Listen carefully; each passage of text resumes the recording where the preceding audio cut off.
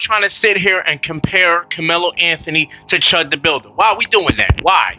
So basically, people are getting outraged because Chud the Builder, his bail is still at $1 million, and Karmelo Anthony's his is at $250,000. Well, simple. Let me answer that, because context matters, and people who want to push these little race wars, and victim mentality, for some reason they don't like to use context because it goes against their narrative they want to push. Both of these incidents happened in two different states, and they're two different scenarios, even if it didn't happen in two different states. For example, Karmelo Anthony, when he stabbed that boy in the chest, which he shouldn't have done, it was his first offense.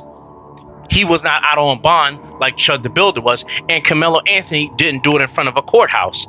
Now, Karmelo Anthony should do some time in prison for that, because you antagonize the situation. Chud the Builder, however, he was out on bond for the Dine and Dash incident at the restaurant, so he was there to pay off a fine at the courthouse. He antagonized an altercation, and for some reports say that Chud the Builder walked over to Joshua Fox while he already had the gun out, already had the gun showing. He used a bladed stance, turned to his side to show the gun in front of the goddamn courthouse.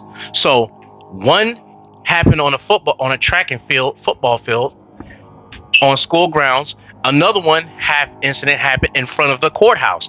That's why it matters. Also, two different judges. Let's not forget that. So let's stop making everything a black and white, a racial issue, and just look at the context. I get it. Everybody, I get it. We all want to be victims in life. Nobody wants to take accountability for all the problems they got going on in their lives, even though we live in a great country. You can put your mind to do whatever you want to do. You work hard. But no, we all have a narrative we want to push. So, yeah, Chud the Builder committed this act in front of a courthouse while he was out on bond. Karmelo Anthony did this on school grounds. And again, like I said, two different judges. Maybe the Karmelo Anthony judge shouldn't have lowered his bond to $250,000. But what does it matter at the end of the day? Two different judges, two different states, two different scenarios.